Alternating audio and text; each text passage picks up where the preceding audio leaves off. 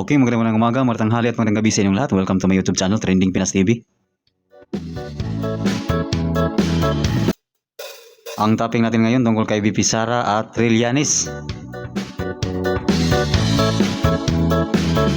VP Sara, sinabihan daw ni PRRD na wag na lang pansinin si Antonio Trillanes. Pero ibahin mo si Inday, VP.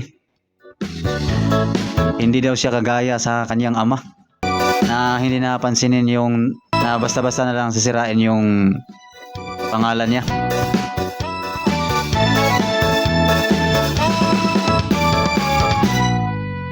Kasi marami kasing bintang si Antonio Trillanes kay VP Sara Duterte.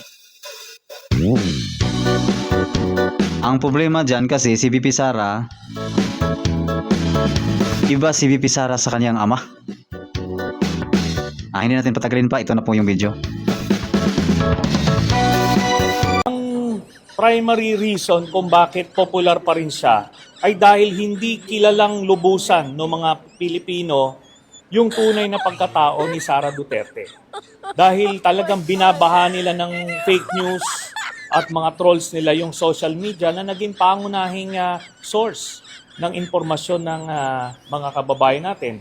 At ito nga, isang paraan ito na para ma-expose yung iba't ibang insidente ng pangungurakot at iba pang anomalya na ginawa ni Sara. At hopefully, mamulat sila. At idagdag ko lang na kahit relatively more popular siya, but compared nung unang walang mga ganitong lumabas na anomalya, ay di hamak na bumaba na rin ang kanyang mga numero.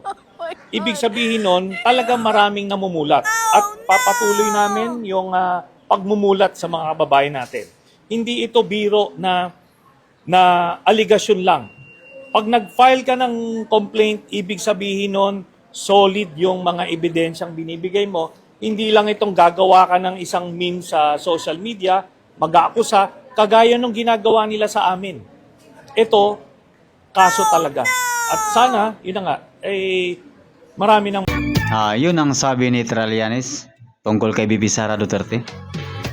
At ngayon naman, ito ang banat ni VP Sara. Nandun pala si VP Sara ngayon sa Dahig. Binisita niya ang ating former President Rodrigo Roa Duterte. Ito ang banat ni VP Sara. T. Letter T. Letter T ba ni? Tak, ano ko sa yaha. Nga, di ko sagot ba? Nga, ana-ana na lang gani kadali. Dauton niya ako ang pangalan. Pero anang madriaga niya. Nag-imbento na po siya og witness ko, no? Sabi nila ma'am that you were really lying about not knowing Madriaga. Uy, pag sure sila, sa kadaghan ba naman sa parallel groups? Isa-isahon ko pa ba ng ilahang pangalan? But in any event, nakaging ang kay PRD. Ako din nagyug kumusugutan na ba? Nga na lang kadali para sa iyaha, mandaot og pangalan. Anak ko, magsugod na siguro ko og sa tawag na, back to you. Nya, kibalo ka? Good siya. Si PRD. Ayaw nagtagda. He is nothing. He is a political skunk.